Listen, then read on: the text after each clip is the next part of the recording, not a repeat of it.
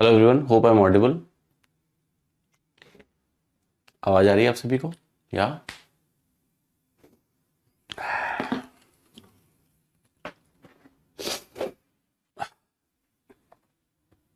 Okay.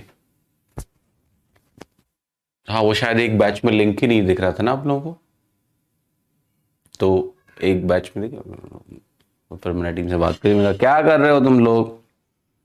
हम्म।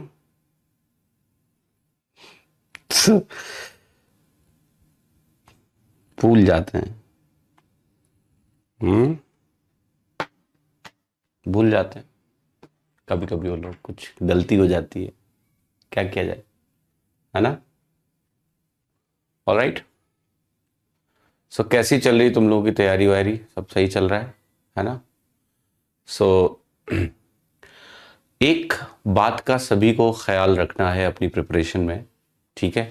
कि आपकी जो बहुत अच्छी बात अभी रिसेंटली आपने देखा होगा कि इन्फोसिस जो कंपनी है वो 40 वर्ष उसके पूरे हुए। और इन्फोसिस में मैंने भी थोड़ा समय गुजारा है, तो थोड़ा सा एक नॉस्टैल्जिया भी हुआ कि इन्फोसिस ने 40 साल पूरे कर लिए। हमने भी इन्फोसिस से अपने करियर की शुरुआत करी थी, ठीक है? बीटेक के बाद इन्फोसिस में नौकरी करी मैंने कुछ दिनों तक।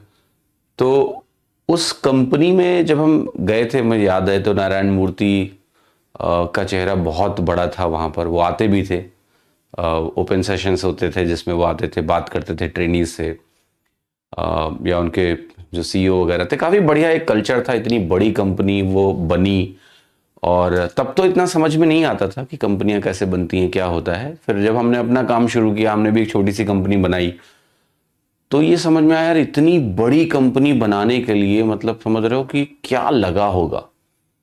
प्रोसेसेस बनाना, उसको इस लेवल पे, वाइड स्केल लेवल पे एग्जीक्यूट करना, बहुत बहुत बड़ा एफर्ट है। और फिर जब आपके सामने इंडिया में कोई बहुत बड़े एग्जाम्पल्स ना हो, तो इन्फोसिस बेसिकली उसने एक एग्जाम्पल सेट किया कि इंडिया से भी इतनी बड़ी आईटी कंपनी खड़ी हो सकती है, ठीक है? तो अभी उनका एक इंटरव्यू हुआ उनके मतलब नारायण मूर्ति जी का, तो उन्होंने एक बहुत अच्छी बात बोली, और वो बात आपके लिए भी बहुत ज़रूरी है वो समझना। कि उन्होंने बोला कि Infosys is all about 5% strategy, it's all about 5% strategy, but 95% execution. ये पॉइंट इतना इंपॉर्टेंट है कि इसको आपको समझना है। आप YouTube से कितना भी स्ट्रैटेजी देखो और बना दो, लेकिन वो डजंट मूव द निडल। एक और फ्रेमवर्क होता है जिसको हम बोलते हैं, देखिए टीसीएस ठीक है, मैं टीसीएस को मना नहीं कर रहा हूं, बट इन्फोसिस का जो सिस्टम है वो कहीं फार फार फार बेहतर है। मुझे इतना दिन वहां काम करके आया, ठीक है? उनका बहुत बहुत क्लास चीजें करते हैं वो लोग। उनके कैंपसेस देख लो, बहुत शानदार है। इंडिया में मतलब उनका जो कैंपस है, मैसूर देख लो, बैंगलोर देख लो, ठीक है? वैसा कुछ मिलेगा नहीं तुमको कहीं, समझ रहे हो? ये उनके उनकी ट्रेनिंग देख लो, जबरदस्त मॉड्यूल्स हैं, ट्रेनिंग कराने का प्रोसेस है, लाइक दैट, ठीक है? तो ओवरऑल मैं उसका एग्जांपल इसलिए ले रहा हूं। तो 5% स्ट्रैटेजी, 95% एग्जीक्यूशन, और ये सब पे अप्लाई होना चाहिए, ठीक है? तो हमें लगता है कि हमने एक स्ट्रैटेजी का वीडियो देखा तो हमें लगता है हम सब कुछ कर डालेंगे, लेकिन गेम असली है एग्जीक्यूशन का, स्ट्रैटेजी का नहीं। स्ट्रैटेजी, हर आदमी जो फेल हो जाएगा उसकी भी एक स्ट्रैटेजी जरूर होगी, क्योंकि वो एग्जीक्यूट ही नहीं कर पाया। तो स्ट्रैटेजी सबके पास है, टॉपर्स का एक्सेस सबके पास है, टॉपर्स का इंटरव्यू हर कोई देखता है, सब बढ़िया स्ट्रैटेजी जानते हैं कि क्या है, क्या करना है, ये सबको पता है, कर ही नहीं पाते, बिकॉज यहां पर वो फेल हो जाते हैं, ठीक है? एग्जीक्यूट करना सबसे मुश्किल है, दिमाग में सोचना सबसे आसान है, ठीक है? तो ये बड़ा अच्छा पॉइंट लगा, मुझे लगा आपको बताता हूं मैं कि आपका फोकस ये होना चाहिए कि मेरा एग्जीक्यूशन क्या है, ठीक है? और सबसे इंपॉर्टेंट ये है, मैं भी एक फ्रेमवर्क यूज करता हूं, क्योंकि वो बहुत इंपॉर्टेंट हो जाता है कि मैंने कहीं पढ़ा ही था इसको। तो क्या होता है कि हमारे पास 100 तरह के काम होते हैं, ठीक है? तो अब उसमें कैसे प्रायोरिटी सेट की जाए कि क्या करना है कि नहीं, तो वो फ्रेमवर्क है कि does it move the needle. It talks about action. Let us से मैं बैठ के बहुत कुछ सोच रहा हूं कि ये कर डालेंगे, वो कर डालेंगे, वो कर डालेंगे, वो कर डालेंगे। तो जब हम सोचते हैं कि ये करने से ऐसा होगा, this is just 5% thing, strategy. लेकिन क्या होता है कि इससे कुछ होता नहीं है ना। तो कई बार जब बहुत सारे काम होते हैं तो हमें ये फ्रेमवर्क यूज करना पड़ता है कि does it move the needle. Does it move the needle का मतलब कि क्या इससे बात आगे बढ़ी, क्या इससे कुछ हुआ, क्या कुछ एक्शन हुआ। जैसे एक सुई है, ऐसे निडल है, ऐसे वॉच आप देख लो घड़ी में, तो घड़ी में जब वॉच आगे बढ़ी, गया कुछ तो किया आपने उसके लिए कि नहीं किया, ये इंपॉर्टेंट होता है। तो लेट्स से आपके पास 20 काम है आज के, तो उस 20 कामों में किस काम को प्रायोरिटी देनी है, वो है एग्जीक्यूशन वाला पार्ट कि does it move the needle. क्या ये वो हमारा जो गोल है उसकी तरफ हमें आगे लेके जा रहा है, कुछ वाकई में मैंने किया है, वो एग्जीक्यूशन हुआ है कुछ कि नहीं। ठीक है, तो ये हमेशा ध्यान रखिए। एग्जीक्यूशन का मतलब होता है कि एग्जीक्यूट करना, एक्शन लेना, सिर्फ सोचते नहीं रहना। दिमाग में सिर्फ सोचते रहने से कुछ नहीं होता है। ठीक है, nothing happens, you have to execute, you have to do something so that the needle moves. तो जो भी आपका गोल है कि क्या निडल मूव कर रही है उस गोल की तरफ, आपको लेके जा रही है कुछ, आपने ऐसा किया, इसकी बात कर रहा हूं मैं। ठीक है, चलिए अब करते हैं प्रश्न। हमने कल 5 सवाल कर लिए थे और हमने 5 सवाल के बाद हमें आज 6वां सवाल करना है। ये सवाल आपके सामने है, इसको पढ़िए और इसको करिए। 30 लीटर 57 1/7% कंसेंट्रेशन एसिड सॉल्यूशन की बात हो रही। ठीक है, क्या लिखा हुआ, 30 लीटर्स, मैं लिख रहा हूं 30 litres of 57 1/7% concentration of acid solution is added to 45 liters of this much concentration of acid solution. What is the concentration of acid in the new solution? 2 different variety of solutions हैं, उनको आपने मिलाया है, उससे एक नया solution मिल रहा है, उसमें आपसे एसिड का परसेंटेज पूछा जा रहा है। ठीक है, तो जरा ध्यान से देखिए, बहुत ध्यान से देखिए। तो 57 1/7% का क्या मतलब है? 57 1/7% का जो फ्रैक्शन इक्विवेलेंट होता है वो आपका होता है 4/7। ये बात सबसे पहले पता होनी चाहिए आपको। 1/7 14 2/7% के बराबर होता है, उसका 4 गुना 55 1/7% होता है, जो कि 4/7 के बराबर होता है। तो ये एक जानकारी है जो आपको जाननी चाहिए। दूसरा जो जानकारी दी है वो है हमारा 22 2/9%। 22 2/9% का जो फ्रैक्शन इक्विवेलेंट होता है वो वैल्यू आपकी होती है 2/9। क्या होता है आपका? 2/9।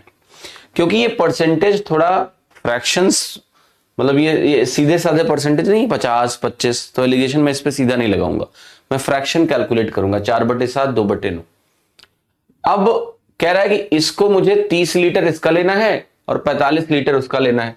तो अगर मैं यहां लिखूंगा 30 लीटर और यहां मैं लिखूंगा 45 लीटर, तो मैं क्या करूंगा, अब मैं थोड़ा कट्टम काट करूंगा, और अगर मैं कट्टम काट करके इसके क्वांटिटीज का रेशियो निकालूं तो ये 15 दूना 30 होगा और ये 15 3 45 होगा, तो ये वैल्यू 2:3 हो गई कि नहीं हो गई? यस। अब मुझे निकालना है कि फाइनल मिक्सचर में एसिड का क्या परसेंटेज होगा। तो इसको निकालने का तरीका अब ये है सिंपल सा कि वेटेड एवरेज लगा लेते हैं। हम यहां पर निकालते हैं कि एसिड अपॉन टोटल जो होगा वो कितना होगा एवरेज मिक्सचर में, कि मिक्सचर की बात करते हैं, एवरेज में क्या होगा, जिसको वेटेड एवरेज बोल सकते हैं। तो वो होगा आपका 2 × 4/7 प्लस 3 × 2/9 डिवाइडेड बाय 2 + 3, ऐसा होगा। ये 2 और 3 जो वेट्स हैं, जो क्वांटिटी रेशियो है, वो W1 + W2 नीचे आ जाता है। अब आप ऐसे करोगे इसको तो ये वैल्यू होगी 8/7, यहां लिखिए।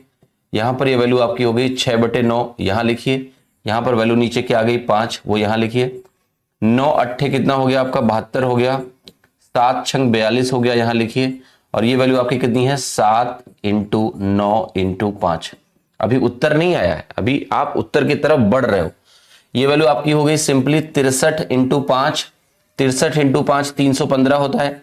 कैसे जल्दी से कर सकते हो, किसी भी संख्या को अगर 10 से गुणा करना है, किसी भी संख्या को अगर 5 से गुणा करना है, तो उस संख्या में आप सिंपली क्या करो, 10 से गुणा करके 2 से भाग दे दो।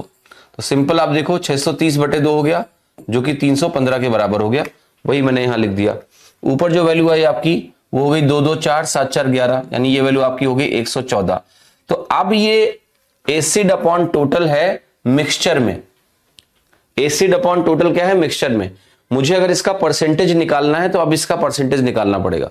तो इसका परसेंटेज कैसे निकलेगा, बहुत ज्यादा दिमाग खराब करने की आवश्यकता नहीं है। ओके, तो इसको हम 100 से मल्टीप्लाई करेंगे तो परसेंटेज बन जाएगा। तो परसेंटेज वैल्यू आपकी है 114/315 इंटू 100। ये कुल मिला के आपको करना पड़ेगा, तब आपकी वैल्यू निकल के आएगी। आप फर्दर भी इसको थोड़ा कैंसिल आउट कर सकते हैं। अगर आप ध्यान से यहां देखें तो ये 3 से भी कट रहा है, ठीक है, 3 से अभी कट रहा है ये, तो 3 से हम काट भी सकते हैं इसको पहले चाहें तो 3 त्रिका 9 बनेगा, 3 और 8 24 बनेगा, ये 3 से 105 बन जाएगा। अब आप खुद देखो कि मुझे जो वैल्यू निकालनी है वो निकालनी है 38/105 इंटू 100, ये कैलकुलेशन मुझे करनी है। अब ये तो मेरा क्लियर हो गया कि मेरा जो आंसर है वो 38% से कम होगा।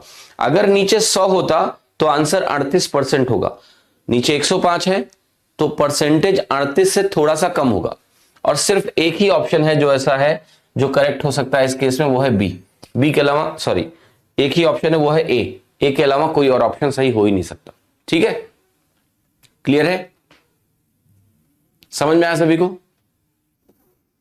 तो ये बहुत अच्छा सवाल है, बहुत अच्छा सवाल है कि कैसे इसको प्रश्न को हमें करना है, किस प्रकार से। और आपका जो उत्तर है वो 38/105 इंटू 100 बना, और 38/105 इंटू 100 को अगर आप कैलकुलेट करोगे तो पूरा कैलकुलेट करना ही नहीं है इस सवाल में। आपको ये पता है कि अगर 38 100 में लिया जाता तो 38% होता, 38 अगर 105 में लिया गया है तो 38% से कम उत्तर आएगा, क्योंकि बेस 100 से बड़ा हो गया। बेस अगर 100 से बड़ा हो गया तो परसेंटेज वैल्यू गिरेगी 38 से, और परसेंटेज वैल्यू अगर गिरेगी तो क्या होगा, आंसर आपका कितना निकल के आएगा? आपका आंसर निकल के आएगा 36/4/21%। ठीक है, क्लियर, समझ में आई बात कि नहीं? यस, ए ऑप्शन होगा। अब इसी को थोड़ा सा और तरीके से भी देखना है तो हम देख सकते हैं, ठीक है, बट ये बहुत बेहतर तरीका है। ठीक है, जैसे अब और तरीका ये है कि भाई हम रेशियो में लिख उख के कुछ और खेल करें, उसकी रिक्वायरमेंट नहीं है। आप चुपचाप इसी तरीके से सॉल्व करो, आपको रेशियो दिया हुआ, आपको वैल्यू दी है, आपको आंसर आ जाएगा। ठीक है, और कुछ नहीं करना है इसमें। लास्ट में बस कैलकुलेशन में समय कैसे बचाया मैंने, आप देख लो। क्वेश्चन नंबर 7 देखिए, क्वेश्चन नंबर 7 ध्यान से देखें। 45 लीटर 60% कंसेंट्रेशन है एसिड सॉल्यूशन का, उसको आपने 35 लीटर 80% में जोड़ा है, तो नया सॉल्यूशन जो बनेगा उसका परसेंटेज क्या होने वाला है ये आपको बताना है। ठीक है, अच्छा सवाल है बट बहुत सरलता से होगा। आप ये कह रहे हो बेसिकली कि ये मेरा 60% है सॉल्यूशन, ये मेरा 80% सॉल्यूशन है, और जो अनुपात है क्वांटिटीज का 45 लीटर आपने लिया और 35 लीटर आपने लिया, तो इसको अगर मैं काटूं तो आप कहोगे 5 से काटोगे, 5 9 45 आता है, 5 7 35 आता है, तो क्या ये वैल्यू आपकी 9:7 है? आप ऐसे लिखते हो, आपको याद ही होगा। अब आपको मैं ये भी बता चुका हूं कि इन दोनों के बीच का अंतर देखो, अगर इन दोनों के बीच का अंतर मान लिया 20% है, यहां पर ये 9 हिस्सा है, ये 7 हिस्सा है, 9 और 7 मिला के 16 हिस्से हो गए। ये 16 हिस्सा एक्चुअल में 20% के बराबर है। और अगर आपने ऐसा लिखा तो आप ये भी बोल पाओगे कि मेरा जो एक हिस्सा होगा वो 20/16% के बराबर होगा। तो मैं ये भी बोल सकता हूं कि मेरा जो एक हिस्सा है वो 4 पंचे 20 और 4 चौके 16 इतने परसेंट के बराबर है। यस, 5/4% के बराबर है। अब फिर मैं ये भी जानता हूं कि स्ट्रेट एलिगेशन में ऐसा होता है कि ये 7 हिस्सा यहां से आता है, ये 9 हिस्सा यहां से आता है। तो अब मैं कहूंगा कि ये 7 हिस्सा किसके बराबर है बताओ, तो आप कहोगे 7 हिस्सा जो होगा ये 7 पचे 35/4% के बराबर है। 35/4% का मतलब है 4 8 32, 8 3/4% के बराबर है। तो आप कहोगे ये वाली जो वैल्यू हो गई ये 8 3/4% के बराबर हो गई। अब आपको इससे यहां जाना है, वैल्यू बढ़ेगी या कम होगी? आप कहोगे ये 60 है, ये 80 है। एवरेज हमेशा 60 और 80 के बीच में आएगा, तो जाहिर सी बात है 8 3/4% जोड़ना पड़ेगा। या फिर आप 60 से 80 जाओगे, डायरेक्शन ऑफ इंक्रीज है, अगर ये डायरेक्शन ऑफ इंक्रीज है तो 8 3/4% इसमें जोड़ना पड़ेगा। तो आपकी वैल्यू कितनी हो जाएगी?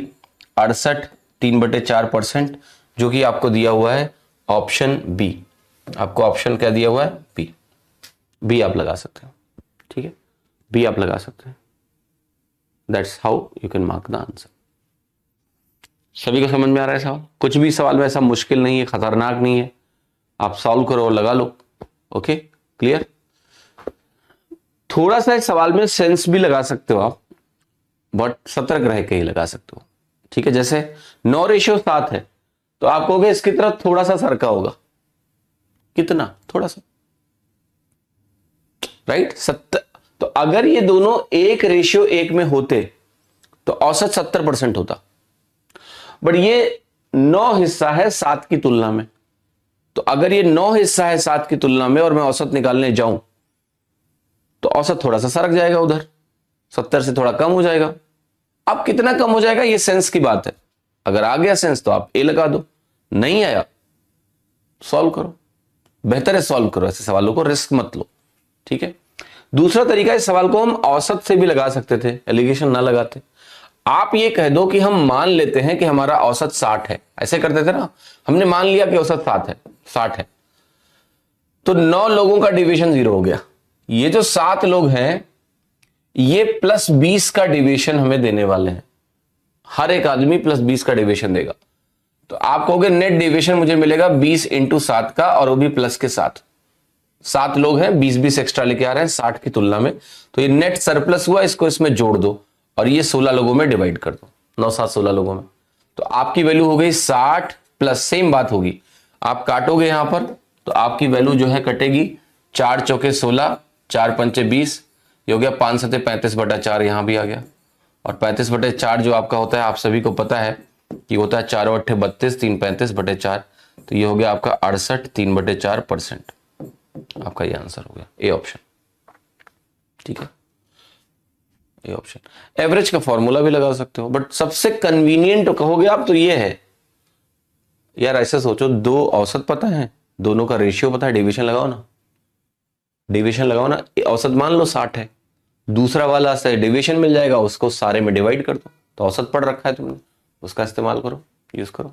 ओके, हाँ जी। क्वेश्चन नंबर 8,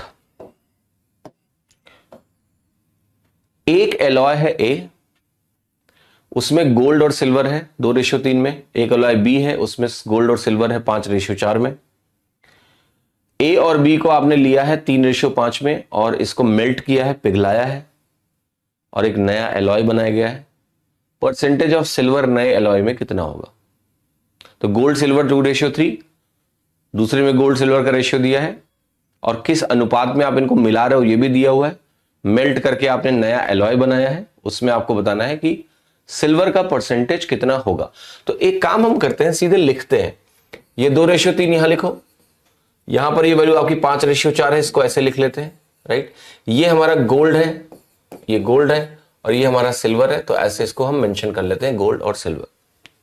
जो हम क्वांटिटीज लेने जा रहे हैं वो क्वांटिटीज हमारी 3:5 में है, ये भी दिया हुआ है कि हमारा ये ए है और ये हमारा बी है, और अल्टीमेटली हमें इनको किस रेशियो में लेना है, तो वो रेशियो हमारा यहां पर दिया हुआ है कि 3:5 में इनको ले लो, और 3:5 में लेके सिल्वर का परसेंटेज हमको निकालना है कि मिक्सचर में कितना है।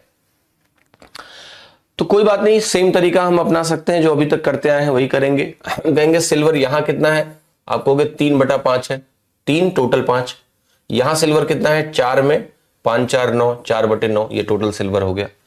अब हम मिक्सचर की अगर बात करेंगे तो हम कहेंगे सिल्वर बटे टोटल जो हमारा मिक्सचर में होगा वो कैसे निकलेगा। रेशियो दिया हुआ है 3 × 3/5, तो आप लिखिए 3 × 3/5 प्लस 5 × 4/9, 5 × 4/9 डिवाइडेड बाई, कैलकुलेट करोगे 5 3 8, तो 3 + 5 आपका क्या हो गया, 8 हो गया।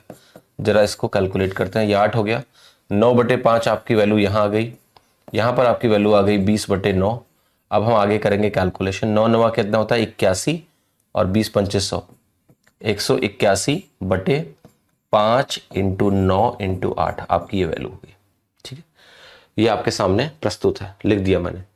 तो इसको हम अगर सिंप्लीफाई करेंगे तो ये होगा 131/45 को 8 से गुणा करना है, तो 45 को अगर 8 से गुणा करते हो आप तो 360 मिलता है आपको, तो ये आपकी वैल्यू हो गई। अब बहुत सिंपली आप देख सकते हो कि ये जो वैल्यू है ये 50%, इसका 50% क्या होता है, 180 होता है।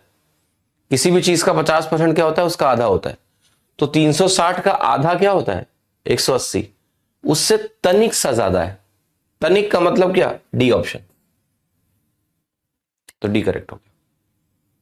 अगर आपको कैलकुलेट भी करना है तो कर सकते हैं, ऐसा कुछ नहीं है। आप ऐसे लिखो इसको 180, अगर आपको परसेंटेज निकालना है और आप इंटरेस्टेड हो कि हम पूरा निकालेंगे तो 100 से गुणा किया, 360 से भाग दिया, परसेंटेज वैल्यू आ गई, 0 से 0 कट गया तुम्हारा। अब आप कहोगे 36 पंचे 180 होता है, 36 पंचे 180 हो गया, 180 हटा दो, अब आपका बचा 10/36। ठीक है, अब आप क्या करोगे, एक जीरो लगाओगे तो क्या होगा, एक जीरो इसमें और ऐड हो जाएगा, तो ये हो जाएगा 100/36। आप पहाड़ा कैसे पढ़ते हो आप, दशमलव लगा दिया आपने। ठीक है, पहले आपका एक आया, फिर जीरो लगाया तो एक के साथ ये जीरो उतर गया, फिर दशमलव लगाया तो एक जीरो और आ गया। अब 100/36 किसके बराबर होगा, 36 दूना 72, 50.2 वैल्यू आपकी आ गई लगभग। उसके आगे भी जाना है तो आगे भी जाओ, जरूरत नहीं है, डी ऑप्शन आपका करेक्ट हो गया। ओके, आप इग्नोर क्यों कर रहे हो बताइए। अरे हम पढ़ा रहे हैं, तुम पढ़ नहीं रहे हो तो तुमको इग्नोर ही करना पड़ेगा। बात करने का क्लास बात करने के लिए नहीं होती है नानू साहब, क्लास पढ़ने के लिए होती है। पढ़ने के बाद तुम उस टाइम तक रुकोगे नहीं जब मैं सवाल लेता हूं इधर उधर के, तब तक तुम्हारे अंदर पेशेंस ही नहीं है रुकने का। अगर आप किसी मंदिर में जाएं, किसी मस्जिद में जाएं, किसी गिरजाघर में जाएं, ठीक है, वहां जो भी हो रहा है अगर लोग कर रहे हैं तो उनको डिस्टर्ब नहीं करेंगे ना आप। मंदिर में लेट से गए, भजन चल रहा है, कीर्तन चल रहा है, पूजा अर्चना चल रही है, और तुम वहां आके शरारा शरारा गाने लगे, कैसे काम चलेगा। क्लास ऑनलाइन है, इसका ये मतलब नहीं है कि तुम उद्दंडता करोगे, और कर रहे हो तो मैं इग्नोर कर रहा हूं, तुम मुझे डिस्टर्ब करने की कोशिश कर रहे हो, मैं नहीं हो रहा हूं, और इससे तुम्हें दिक्कत हो रही है। कितनी गलत बात है। तुम अपना काम कर रहे हो, मैं अपना काम कर रहा हूं। आप बताओ, अगर मैं पढ़ा रहा हूं आपको तो आपको अभी पढ़ना चाहिए या मुझे डिस्टर्ब करना चाहिए कि नहीं नहीं सर ये सब छोड़ो, मुझे ये बताओ, मुझे पढ़ना नहीं है अभी, मुझे वो बताओ। तो ये तो हो गया कि क्लास में तुम बात करने आ रहे हो मुझसे, तो फिर क्लास का मतलब कुछ है। अब बताओ, तो अगर आप इतने दिन से मेरे पास पढ़ रहे हो या जितने दिन से पढ़ रहे हो, क्लास का जो इधर उधर के फर्जी सवाल है जिनका क्लास से कोई लेना देना नहीं, जो भी पढ़ा रहा हूं वो आप क्लास के अंत में पूछोगे ना, कि पहले पूछ बैठोगे। अब ये अमन भाई साहब देखो, ये भी लगे हुए हैं, एक सवाल कॉपी पेस्ट। जब आपका मैं बात ना सुनूं, मतलब मैं पढ़ूं और मैं रिएक्ट ना करूं, मतलब समझ लेना कि सर कह रहे हैं कि अंत में बात करेंगे, इसका मतलब ये होता है। लेकिन आप कॉपी पेस्ट किए जाते हो बार बार, क्योंकि आपको नोटिस करवाना ही करवाना है, कुछ भी हो जाए। कोई बात नहीं, इग्नोर करें, हम तो पेस्ट करते रहेंगे। तो मैं इग्नोर करता हूं, आई जस्ट इग्नोर इट, कि कोई बात नहीं, चलो बच्चा समझ नहीं पा रहा है, इग्नोर करते हैं। लेकिन फिर आप क्या होगा, फिर आप रिएक्ट करते हो कि हमें इग्नोर क्यों कर रहे हो। फिर डर लगता है कि नस वस ना काट लो। कोई भरोसा नहीं है आज के युवा पीढ़ी का। क्या सर ने मैं इग्नोर कर, चलो नस ही काट लेते, तो फिर बोलना पड़ता है। ठीक है, माफ करिएगा मुझे। जब मैं आता हूं तो मुझे पढ़ाने दिया करो, और अगर मैं आपके कमेंट को इग्नोर करूं तो समझ जाया करो कि हाँ मास्टर पढ़ा रहा है इसलिए इग्नोर कर रहा है। इतने समझदार तो बनो। ऑनलाइन क्लास की सबसे बड़ी प्रॉब्लम यह है कि लोगों के हाथ में चैट है तो वो जिम्मेदारी भूल जाते हैं अपने। उनको क्या फर्क पड़ता है, पढ़ाने दो इनको, हम तो लिखेंगे। ठीक है, ऐसे नहीं होता है, ऐसे ना किया करो। चलो ये सवाल देखो, एक बीकर में एसिड और वाटर है 1:x में, 1:x में। 300 ml आपने मिक्सचर का और 50 ml पानी का मिला दिया। मिक्सचर का 300 ml, इसका 300 ml, और इसमें 50 ml पानी आपने मिलाया, तो रेशियो 2:5 हो गया। आपको बताना है कि x की वैल्यू क्या है। तो इसको समझते हैं थोड़ा ध्यान से। आपके पास एक वैल्यू है, वो 1:x है। इसका आप ले रहे हो 300 ml ले रहे हो आप, इसमें आप 50 ml पानी मिला रहे हो। अच्छा, 50 ml पानी मिलाओगे तो क्या ये 350 ml का हो जाएगा? यस। और ये रेशियो आप बोल रहे हो कि 2:5 हो गया 50 ml मिलाने के बाद। मैं आपसे एक प्रश्न पूछ रहा हूं, क्या 2 और 5 का सम 7 यूनिट होता है? क्या ये 7 यूनिट 350 ml के बराबर है? तो क्या 1 यूनिट 50 के बराबर है? यस, 7 यूनिट अगर 350 है तो 1 यूनिट किसके बराबर है? Okay, clear? 50 के बराबर है। तो 1 यूनिट अगर 50 के बराबर है तो अब क्या होगा, आप कहोगे ये जो 2 यूनिट है ये 50 दूना 100 के बराबर होगी। अब एक बात बताओ, यहां से यहां तक जब तुम आए थे तो क्या जोड़ा गया था, पानी या एसिड? पानी जोड़ा गया था। एसिड आपने जोड़ा था क्या? नहीं। अगर आपने एसिड नहीं जोड़ा तो एसिड की मात्रा सेम रहेगी कि नहीं रहेगी? यस, एसिड नहीं बदला पहले से दूसरे केस में। तो अगर एसिड की मात्रा सेम रहेगी तो यहां मैं कहूंगा कि 1 यूनिट 100 के बराबर है। और अगर 1 यूनिट यहां 100 के बराबर है तो आप क्या बोलोगे, जरा बताओ, आप क्या बोलोगे? ये वैल्यू मेरी 200 के बराबर होगी फिर तो, क्योंकि अगर ये 100 है, टोटल 300 है, तो ये जो x है ये 200 यूनिट को करस्पॉन्ड कर रहा होगा कि नहीं कर रहा होगा? यस। तो आप ऐसा बोलोगे आप कि 100:200 की अगर हम बात करते हैं, 100:200 की अगर हम बात करते हैं तो ये वैल्यू अल्टीमेटली क्या है? 1:2 है। तो हमारी जो x की वैल्यू है वो 2 के बराबर है।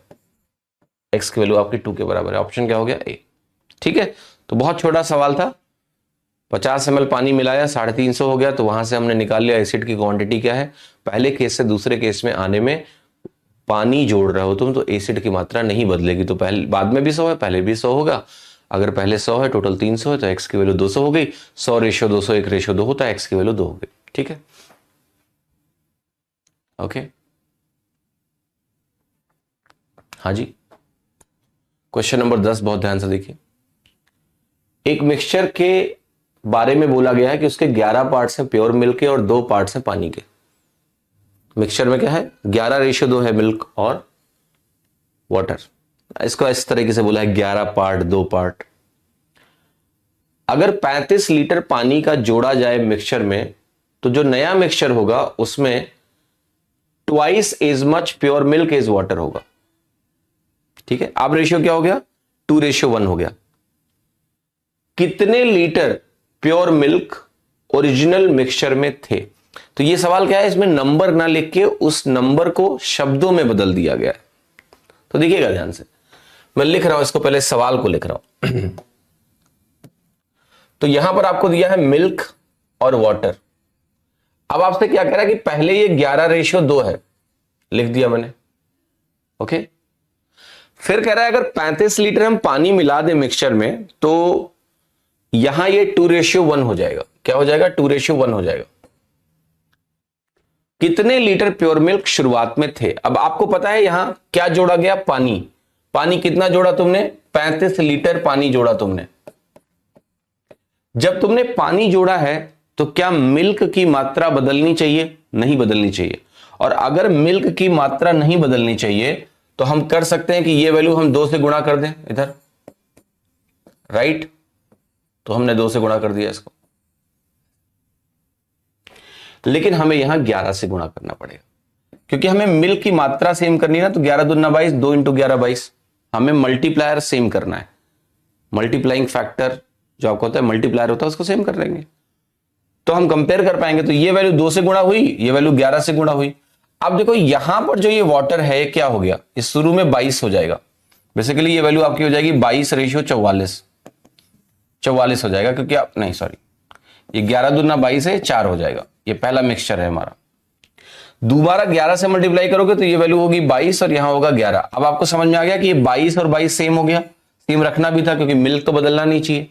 अब देखो पानी कितना जोड़ा गया? पानी 7 यूनिट जोड़ा गया। ये हमारा 35 लीटर के बराबर है। 1 यूनिट हमारा 5 लीटर के बराबर हो गया। अब बताओ शुरुआत में कितना था? 22 यूनिट था। तो 22 × 5, 110 लीटर हमारे पास शुरू में मिल्क था। बाद में भी 110 ही है, मिल्क तो बदला ही नहीं, मिल्क तो उतना ही रहेगा। तो आंसर क्या हो गया? ए 110। 77 किसका आ रहा है? क्यों 77 कैसे? 110 आएगा ना। ठीक है, चलिए क्वेश्चन नंबर 11। 80 ml सिरप का है और उसमें 2 कंपोनेंट की बात हो रही है, क्लोरोक्विन और हाइड्रोक्सिल क्लोरोक्विन 2:3 में। ये जैसे मिल्क वाटर होता है, अल्कोहल वाटर होता है, स्पिरिट वाटर होता है, एसिड वाटर होता है, ऐसे यहाँ पर थोड़ा और भोकाली नाम है, क्लोरोक्विन और हाइड्रोक्सिल क्लोरोक्विन, वो 2:3 में है। इस सिरप को तुम 120 ml एक दूसरे सिरप में मिला रहे हो जिसमें भी क्लोरोक्विन और हाइड्रोक्सिल क्लोरोक्विन है। जो रिजल्टेंट सिरप है उसमें कह रहा है कि क्लोरोक्विन जो है वो 38.5% है। Then find ratio of chloroquine and hydroxyl chloroquine in the 120 ml syrup. तो ये कुछ ज्यादा ही मतलब इसको इन्होंने ऐसे लिखा है कि तुम भयभीत हो जाओ, बट भयभीत नहीं होना है, राइट, डरना नहीं है। और लिखते हैं कि क्या इन्होंने बोला है। सबसे पहले देखो, ये जो 80 ml और 120 ml की बात की गई है, दो तरह के क्वांटिटीज आपको दिए हैं। यहां से आपको क्वांटिटी रेशियो मिलेगा, आप 40 से काटोगे 40 दूना 80, यहां 40 से काटोगे 40 3 120 आएगा, तो ये वैल्यू आपकी 2:3 हो गई। ओके, क्लियर, समझ में आया? अब एक चीज का ध्यान से देखो, ये 2:3 अगर हो गया क्वांटिटी रेशियो, अब मैं बात कर रहा हूं कि जो इनकी कैरेक्टरिस्टिक वैल्यूज हैं वो क्या है। इसकी जो कैरेक्टरिस्टिक है उसमें क्लोरोक्विन और हाइड्रोक्सिल क्लोरोक्विन 2:3 में है यहां पर, और यहां पर हमें नहीं पता है। लेकिन जब हम इन दोनों को मिला रहे हैं तो जो मिक्सचर है, मिक्सचर में हमें पता है कि ये 38.5% का है वैल्यू, ऐसा है। तो अब हम क्या करेंगे, अब हम क्लोरोक्विन को कैरेक्टरिस्टिक वैल्यू मान के और हम लगाएंगे स्ट्रेट एलिगेशन। तो देखो, आप कहोगे यहां पर अगर हम देखें इसको, तो ये हमारा क्या है, क्लोरोक्विन है, और ये हमारा हाइड्रोक्सिल क्लोरोक्विन है। तो क्लोरोक्विन का परसेंटेज क्या है टोटल में, 2/5 है कि नहीं है, हम इसको बोलेंगे 40%, ये बोलेंगे हम 40%। जो इन दोनों को मिला के औसत है, मिक्सचर है, वो 38.5% है। यहां भी कोई शंका नहीं है, ये वैल्यू हमें पता नहीं है। रेशियो जो है वो 2:3 का है, तो यहां 2 लिखिए, यहां आप लिखिए 3। अब आप कहोगे कि देखिए ऐसा है, स्ट्रेट एलिगेशन हमने कल ही पढ़ा है कि ये जो अंतर है इनका, ये हमें पता है कि ये अंतर हमें दिया हुआ है 1.5% का, दिया हुआ है कि नहीं, यस, ये वैल्यू हमारी 1.5% है। और ये 1.5% किसको करस्पॉन्ड कर रहा है, 3 को कर रहा है। तो 3 यूनिट अगर 1.5% है तो 2 यूनिट कितनी परसेंट होगी, आप कहोगे 3 यूनिट अगर 1.5% है तो 2 यूनिट हमारा 1% के बराबर होगा। फिर इस क्वेश्चन मार्क की वैल्यू में एक जोड़ना है या एक घटाना, ये कैसे पता चलेगा, आप कहोगे ये दिशा क्या है, कम होने वाली दिशा है, तो यहां से इधर जाओगे तो एक कम होगा, और ये वैल्यू हमारी आ जाएगी 37.5%। 37.5% का मतलब होता है कि 3/8, ये है तुम्हारा क्लोरोक्विन और ये है तुम्हारा टोटल। तो अगर मुझे निकालना है क्लोरोक्विन का रेशियो हाइड्रोक्सिल क्लोरोक्विन से, तो ये वैल्यू हो जाएगी 3/5, और 3/5 तुम्हें कहीं दिया हुआ है, यस, वो आंसर है आपका सी करेक्ट उत्तर हो गया। 2:1 कहां लिखा है मैंने, 2:3, ठीक है। क्लियर है सभी को? किसी को कोई शंका है तो मुझे आप बता सकते हो, शंका नहीं होनी चाहिए किसी को किसी प्रकार की, ठीक है। ओके, होप इट मेक्स थोड़ा थोड़ा सेंस। हाँ जी, क्लियर, कोई समस्या नहीं होनी चाहिए। हाँ जी,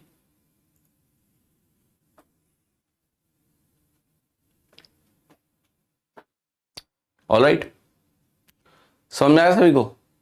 चलो अगला सवाल देखते हैं, क्वेश्चन नंबर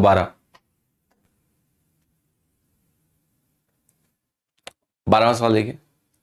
2 तरह की चाय है, 1% कैसे हुआ, कहां 1%, यार 3 यूनिट अगर 1.5% है, 3 यूनिट 1.5% है, तो परसेंटेज में आधा हो रहा है, तो 2 यूनिट 1% होगा।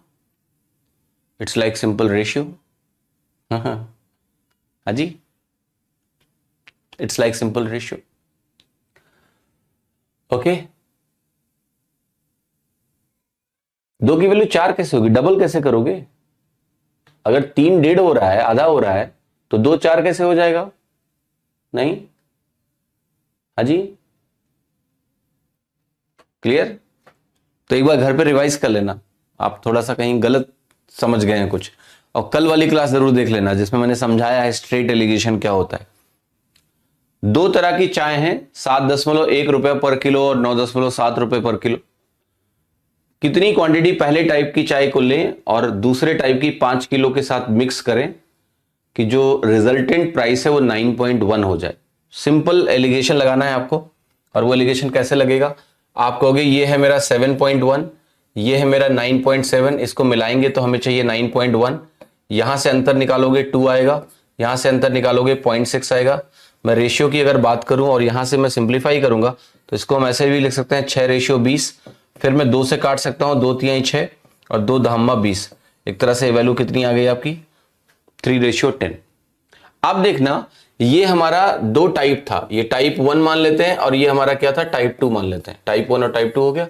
अब 3:10 जो आपका नीचे लिखा हुआ है ये कह रहा है कि पहली वैरायटी कितना होनी चाहिए अगर दूसरी वैरायटी मुझे दी है कि 5 किलो है। तो अगर मुझे ये क्वांटिटी 5 किलो दी गई है बालक, तो 10 यूनिट 5 किलो है तो 3 यूनिट किसके बराबर होगा, 10 का आधा 5 होता है, 3 का आधा क्या हो जाएगा 1.5 हो जाएगा, तो ये 1.5 किलो हो गया। ठीक है, रेशियो है ना सिंपल, तो 1.5 किलो हो गया आपका उत्तर, डी ऑप्शन। ओके, क्वेश्चन 10 में 22 से मल्टीप्लाई करेंगे, 11 से नहीं। कहां 11 से मल्टीप्लाई कर दिया मैंने, 1 मिनट, गड़बड़ किया क्या कुछ? अरे भैया 1 यूनिट 5 आया, 5 को मैंने 22 से ही तो मल्टीप्लाई किया, तो मैंने कुछ उल्टा किया है क्या? 22 से ही तो मल्टीप्लाई किया है, कहां सो रहे हो? हाँ, मतलब 22 इंटू 5 लिखे हैं हम और तुम कह रहे हो कि 22 से मल्टीप्लाई करना था, 11 से क्यों किए? कैसी बातें कर रहे हो? 13वां सवाल, कान बज रहे हैं तुम्हारे, ओझा ओझा को दिखाओ किसी। ठीक है, तांत्रिक के पास जाओ। 450 स्टूडेंट एक एग्जाम में अपियर हुए, 70% बॉयज ने कट ऑफ क्लियर किया और 40% लड़कियों ने कट ऑफ क्लियर किया और ओवरऑल 60% स्टूडेंट्स ने कट ऑफ क्लियर किया। आपको बताना है कि जो नंबर ऑफ गर्ल्स हैं वो एग्जाम में कितने हैं। अब जो 450 स्टूडेंट हैं बेसिकली ये दो तरह के लोग हो सकते हैं, बॉयज या गर्ल्स, इनका टोटल है। अब इसमें से 70% लोगों ने कट ऑफ क्लियर किया, तो आप देख रहे हो डायरेक्ट डिपेंडेंसी किस पे है, 70% ऑफ नंबर ऑफ बॉयज जिसे कॉस्ट प्राइस होता था, 40% of number of girls and then overall भी हमें दिया हुआ है। ओके ओके, तो देखिएगा ध्यान से, 70% जो बॉयज हैं उन्होंने कट ऑफ क्लियर किया, तो cut off is the characteristic कि कट ऑफ कितने लोगों ने क्लियर किया है, 40% गर्ल्स ने कट ऑफ क्लियर किया और ओवरऑल 60% लोगों ने। तो ये हो गया बॉय, ये हो गया गर्ल। तो यहां 40 से 60 करेंगे 20 आएगा, 70 से 60 करेंगे ये वैल्यू 10 आएगा। ये वैल्यू आपकी क्या हो गई 2:1 आ गई।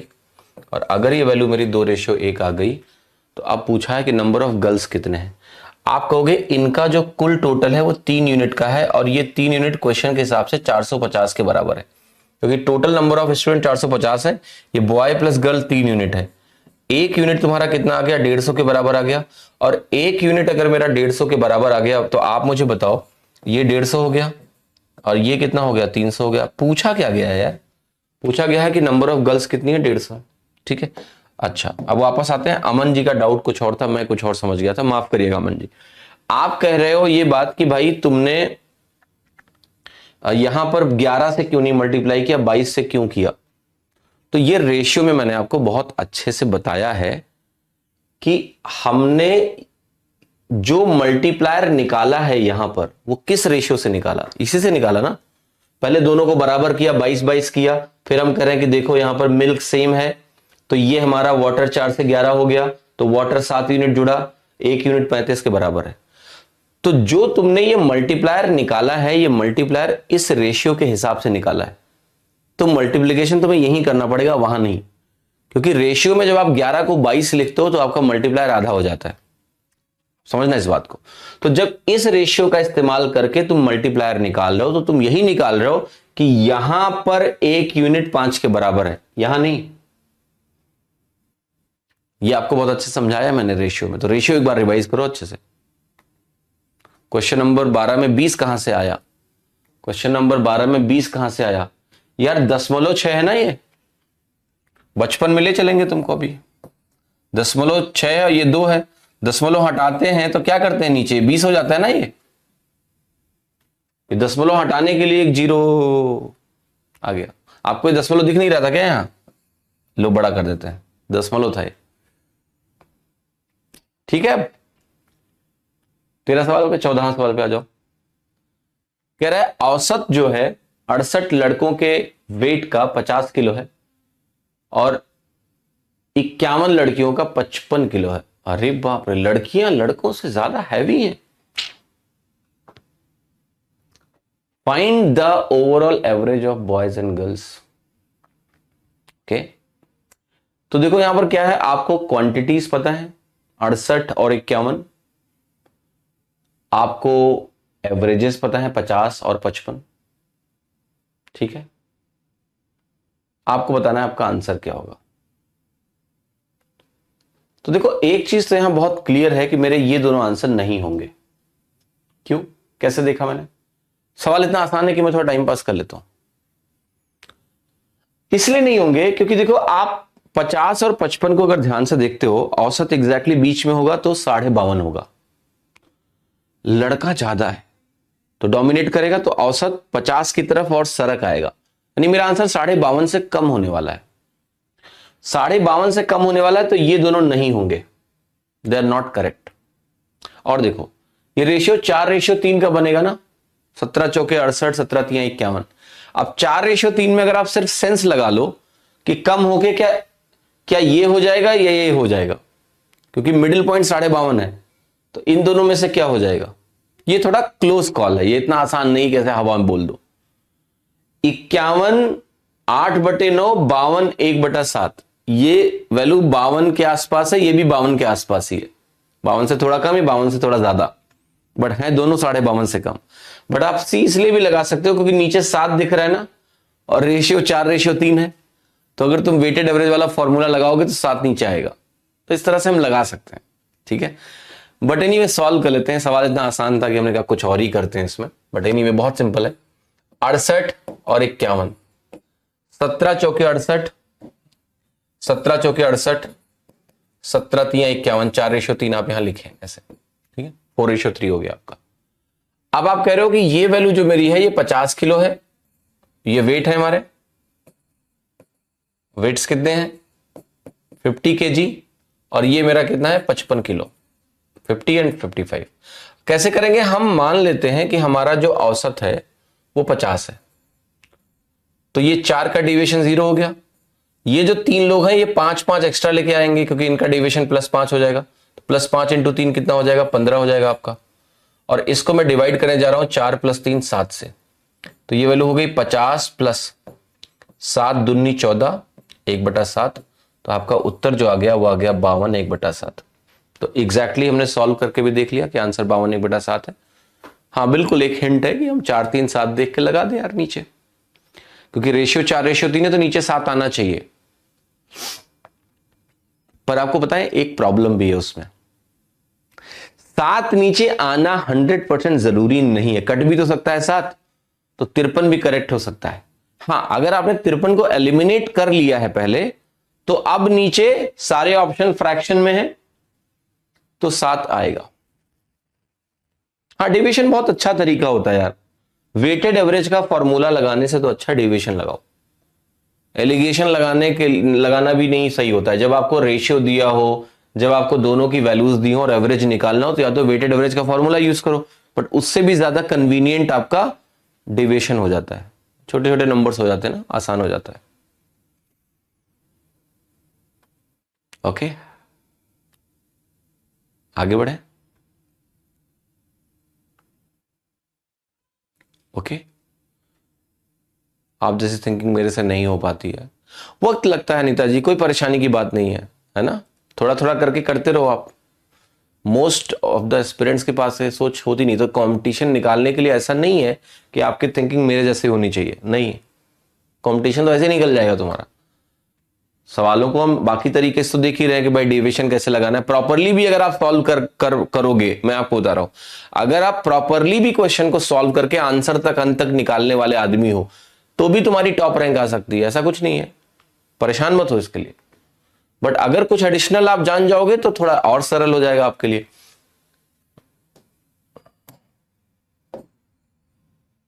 तो आप अगर नॉर्मली भी अप्रोच सीखते हो और लेटर से आप बहुत ज्यादा स्मार्ट अप्रोचेस नहीं भी जान पाए, ठीक है, फॉर एग्जांपल, तो पूरा कंपटीशन तुम्हारा इस लेवल पे है, जहां वो है कम से कम वहां तो तुम रहोगे ही, उनके नीचे थोड़े ना हो, उनसे तो बेहतर रहोगे ही रहोगे, कुछ भी हो जाए।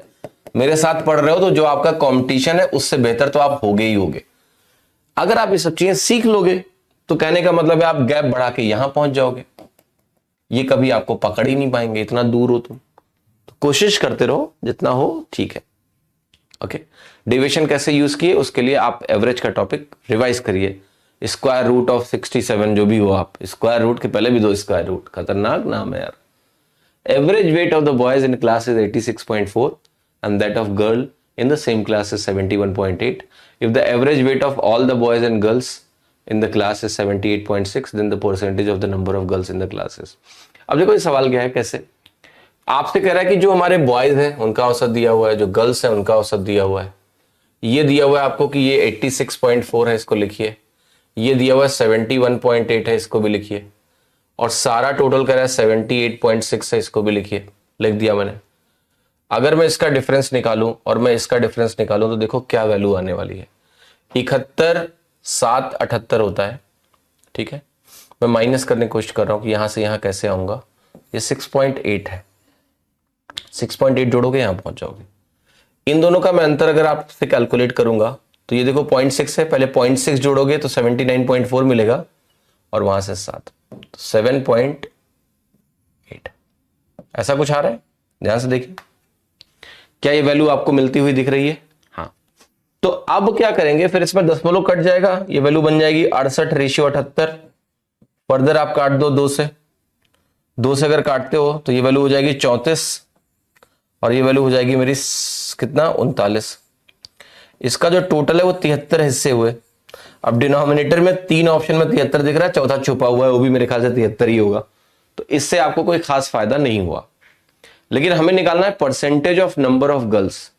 तो नंबर ऑफ गर्ल्स का जो परसेंटेज है वो 39/73 इंटू 100% करने से मेरी वैल्यू आने वाली है। तो मुझे देखना है कि ये परसेंटेज वैल्यू किसके बराबर है।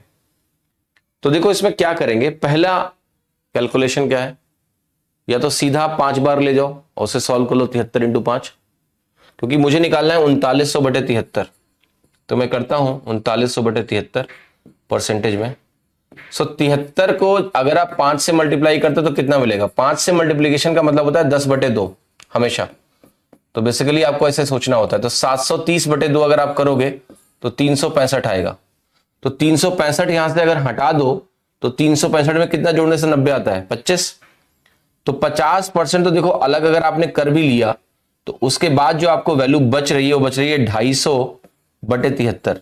यहां से तुम्हारा उत्तर आ जाएगा, क्योंकि अब 3 बार मैं और जाऊंगा तो ये 53 बनेगा और 53 से शुरू होने वाला सिर्फ एक ऑप्शन है, तो वही आपका आंसर आ गया। 53 से शुरू होने वाला सिर्फ एक ही आंसर है, वही करेक्ट है। अब 73 को 3 बार जब ले जाओगे, एग्जैक्ट कैलकुलेशन करते हैं तो ये बनेगा 219 और 219 में 31 और बाकी है। तो एग्जैक्टली अगर लिखना भी है तो आप ऐसे लिख सकते हो, बट आप जैसे देखोगे कि मेरा आंसर 53 से ऊपर है तो 53 से शुरू होने वाला एक ही उत्तर है, बाकी एक 51 से, एक 50 से, एक 55 से, 53 वाला लगा दो। Okay, that's your answer. 53 31/73 percentage. How many of you getting this? समझ में आ रहा है कि नहीं? कितने लोगों को समझ में आ रहा है?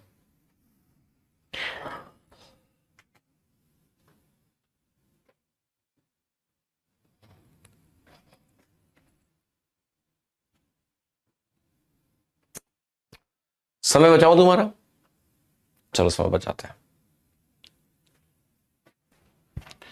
देखो ये जो वैल्यू है 34:39, ध्यान से देखिएगा। अब मैं आपको बनाने जा रहा हूं स्मार्ट थोड़ा सा। एडवांटेज देने जा रहा हूं, देखो ध्यान से। ऑप्शंस अगर आप ध्यान से देखें तो 50, फिर 51, 53, 55। ऐसा नहीं कि दो ऑप्शन 50 में है, दो ऑप्शन 51 में है, दो ऑप्शन 53 में, नहीं ना। तो मैं थोड़ा अप्रोक्सीमेशन करने जा रहा हूं। आपसे मैं एक सवाल पूछता हूं कि अगर मैं इसको ऐसा लिख दूं, इसकी जगह मैं इसको ऐसा लिख दूं, तो क्या इसकी वैल्यू में जमीन आसमान का अंतर आ जाएगा? नहीं। ऑलमोस्ट सिमिलर रेशियो है कि नहीं है? यस। भाई 34 को 35 लिख दिया, 39 को 40 लिख दिया, ऑलमोस्ट सिमिलर है कि नहीं है? हाँ, ज्यादा फर्क नहीं है ना। 34 को 35 करने से क्या बहुत तुमने बवाल कर दिया? नहीं। 39 को 40 लिख के क्या ही खतरनाक कर दिया? नहीं। तो अब आप ये बोलोगे कि ये रेशियो तो भैया 5 से कट जाएगा, 5 सत्ते 35, 5 अट्ठे 40। यस। तो यहां पर अगर ये परसेंटेज मुझे निकालना है तो ये क्या हो गया? 8 बटे 8 7 15, 8 बटे 15। अब देखो 8 बटे 15 को, 8 बटे 15 को सॉल्व करना बहुत आसान है। कैसे? आप कहोगे 7.5 अगर इसमें से निकाल लें बाहर तो कितना बनेगा? 50%। फिर बचेगा आधा। आधे की वैल्यू होती है 1/30। 8 बटे 15 को कैलकुलेट करो, 7.5 प्लस आधा, 7.5 हो गया 50%। आधा बटे 15 इज 1/30। 1/30 क्या होता है? 3, 1/3%। तो इसकी वैल्यू आपको सीधे दिख जाएगी कि ये जो वैल्यू मेरी है ये 53 1/3% है। तो मेरा आंसर इसी के आसपास होगा। क्या आंसर हो गया? बी। आंसर हो गया बी। ये है आपका अप्रोक्सीमेशन। क्योंकि आखिरी स्टेज में लोग टाइम वेस्ट करने वाले हैं इस सवाल में। जब आपकी ये वैल्यू आएगी, इसको आप जोड़ोगे 73 आएगा, फिर इस स्टेज में टाइम जाएगा, क्योंकि कैलकुलेशन करने के लिए आपको 73 × 5 ये सब लिखा हुआ है मैंने। आप वहां धोबी पछाड़ दे सकते हो अपने कॉम्पिटिटर को इस छोटी सी बात से कि अगर अजीब अजीब से नंबर आए हैं तो हम उसको थोड़ा सा अप्रोक्सीमेशन कर सकते हैं। 7:8 करके हमने सॉल्व कर लिया, हमारा उत्तर गलत हो ही नहीं सकता। ठीक है, ओके, आगे बढ़े। अगला सवाल देखें, क्वेश्चन नंबर 16।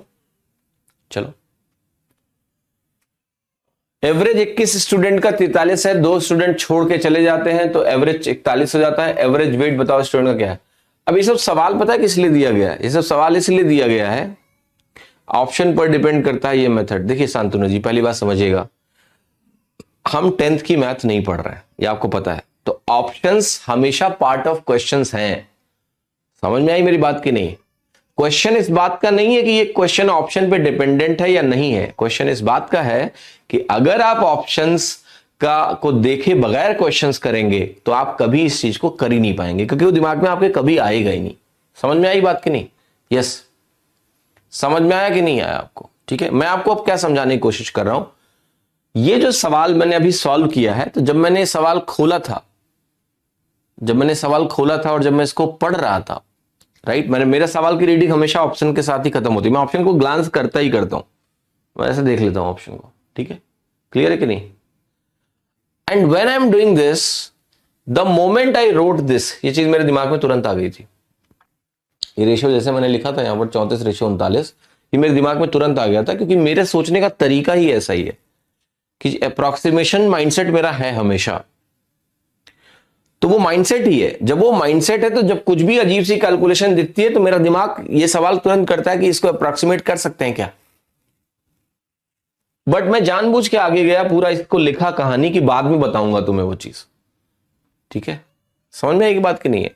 तो मैं आपको ये समझाने की कोशिश कर रहा हूं, ध्यान से समझिएगा मेरी बात को, कि कम से कम कोशिश करो आप। वो बात देखो, दो एटीट्यूड हो सकते हैं। आपका पॉइंट बिल्कुल सही है शांतनु जी कि ये ऑप्शन पे डिपेंडेंट है। यस, ये जानना भी बहुत जरूरी है, वरना क्या होगा, आप हमेशा इसको करोगे, हमेशा आउटपुट नहीं मिलेगा।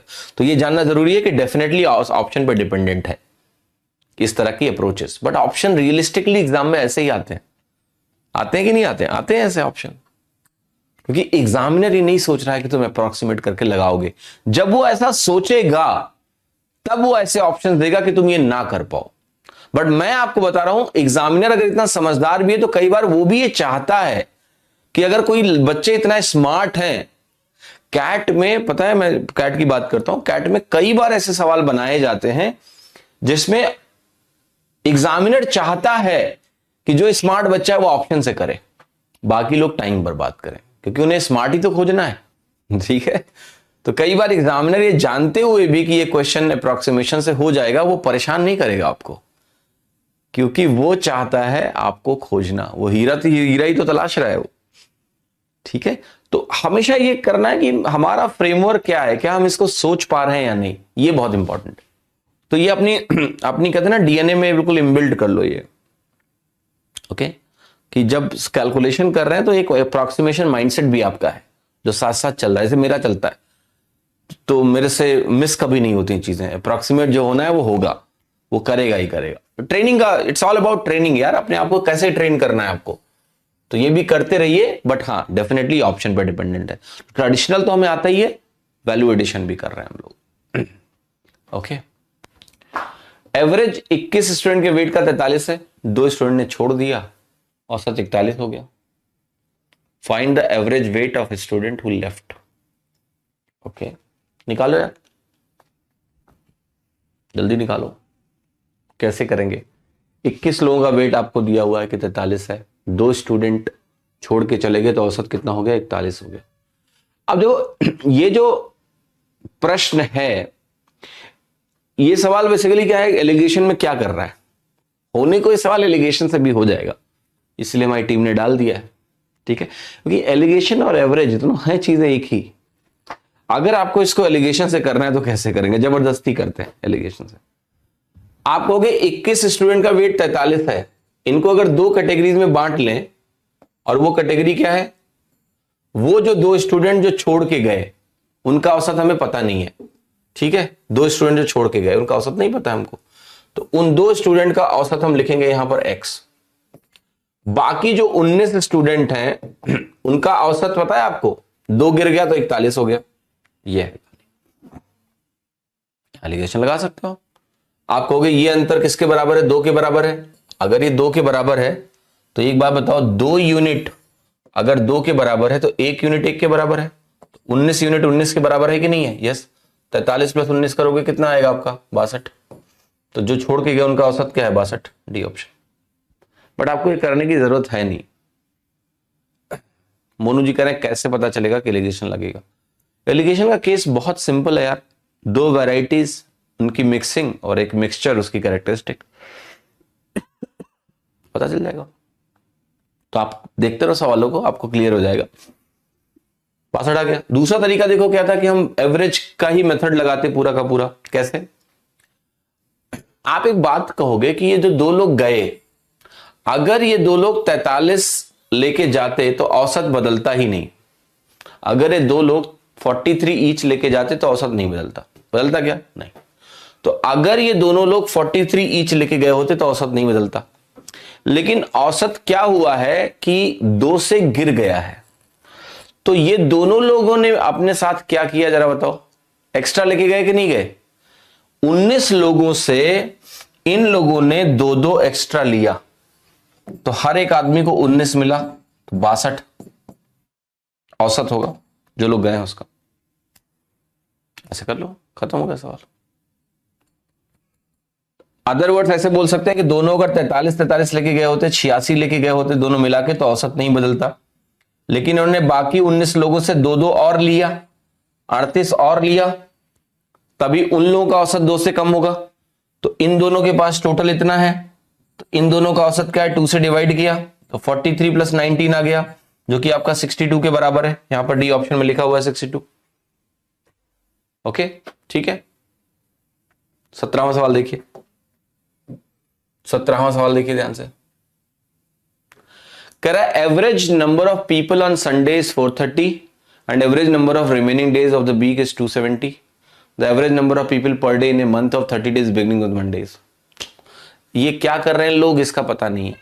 सवाल में थोड़ा तमीज से लिखो यार कि ये लोग रविवार को व्यक्तियों की औसत संख्या 430 है। अरे व्यक्ति क्या करने आए हैं? बोलो पार्क में घूमने आए हैं, कुछ भी। वैसे इतना बोरिंग सवाल यार, हद हो गया। Average number of people on Sunday is 430। वो क्या कर रहे हैं लिखो ना कि average number of people visiting A park on Sunday is 430। 21 लोगों से 2-2 नहीं लेगा समीर बाबू। जो दो आदमी जा रहा है दो आदमी, सोचो ऐसे, अगर वो 43 लेके गया होता तो उन दोनों के पास भी 43 है, जो बाकी 19 लोग बचे उनके पास भी 43 है, उन दोनों का औसत भी 43 है और इन 19 लोगों का औसत भी 43 ही है। अब वो दोनों इन 19 लोगों से लेंगे 43 प्लस 38 नहीं होगा जयंत, 43 दो लोग 43 लेके जाएंगे तब औसत नहीं बदलेगा। तो दो लोग मिला के 86 लेके गए हैं। Are you getting my point or not? अगर आप 43 बोलोगे तो 19 लिखना पड़ेगा। औसत 2 से गिरा है तो सबने अगर दो दिए हैं तो दोनों को इन 19 लोगों से एक एक मिला है। जब ये 19 लोग मिला के दो देते हैं तो उनको दो भागों में जब बांटते हो तो उनको तो एक एक मिलेगा ना, 19 मिलेगा ना। तो 43 प्लस 19 या फिर आप ऐसे बोलो 86 प्लस 38/2।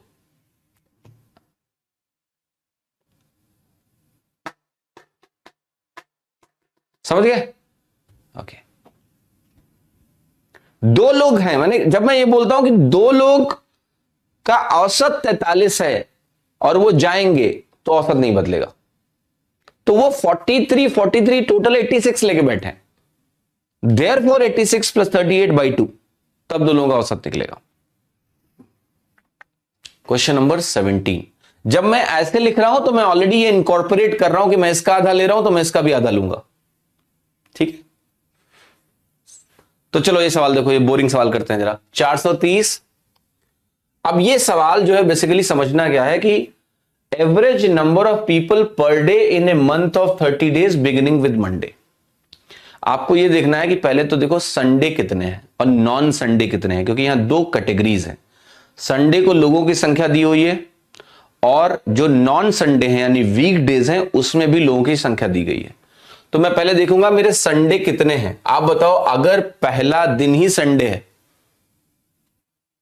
नहीं मंडे है पहला दिन, तो पहला दिन अगर मंडे है तो कितने संडे होंगे यार?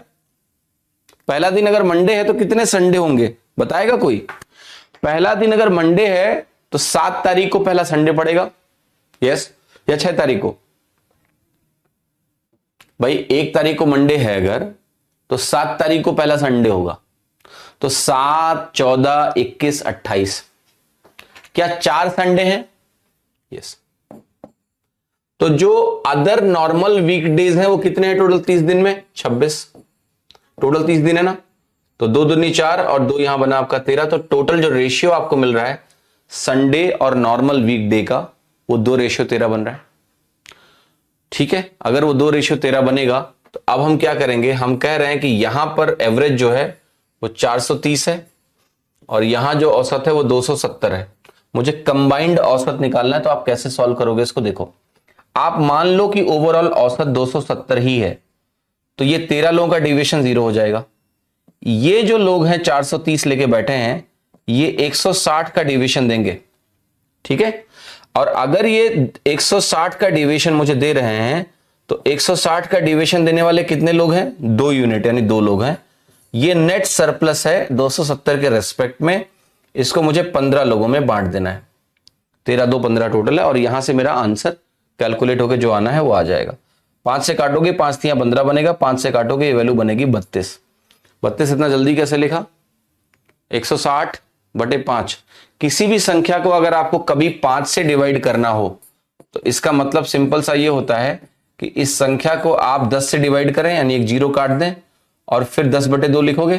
तो बेसिकली हो क्या रहा है, 0 कटा और ये 16 अल्टीमेटली 2 से मल्टीप्लाई हो गया। इसको आप ऐसे बोल सकते हो, किसी भी संख्या को अगर 5 से डिवाइड करना है तो पहले उसका डबल करें और फिर एक 0 काट दें या 10 से डिवाइड कर दें, सिंपल हो गया।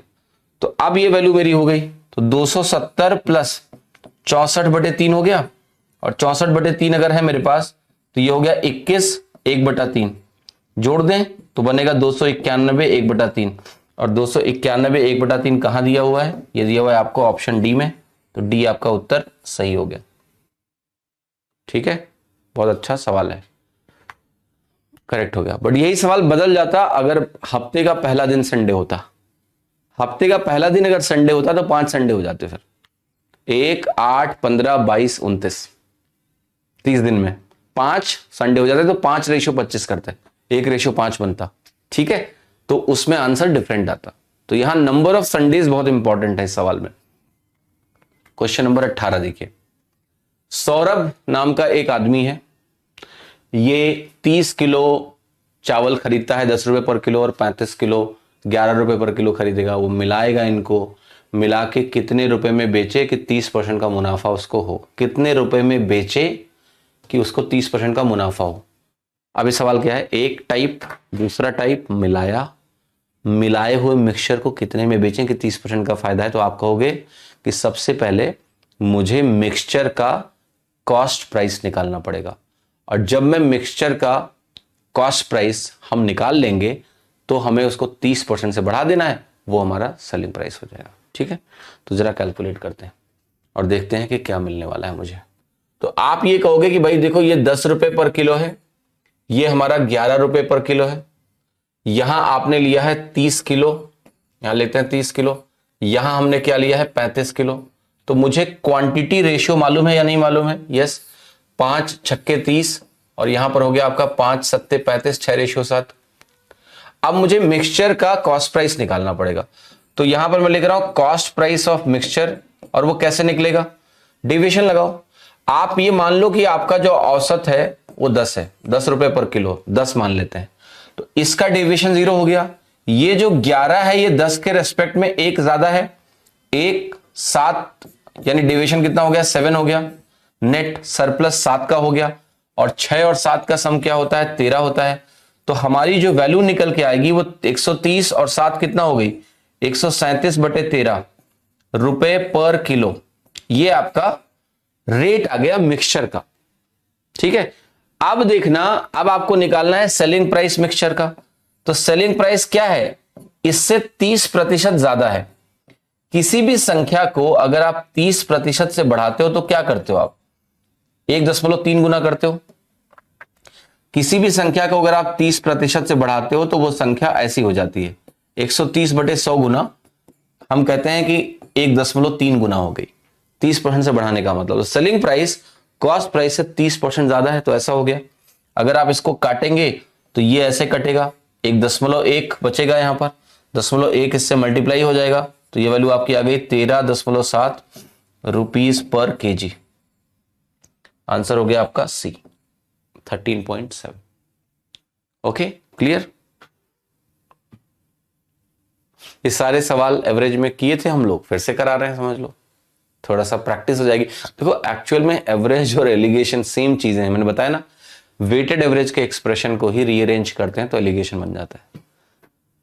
ओके, तो अब इसी सवाल को तुम एलिगेशन से भी कर सकते हो, बट जरूरत नहीं है।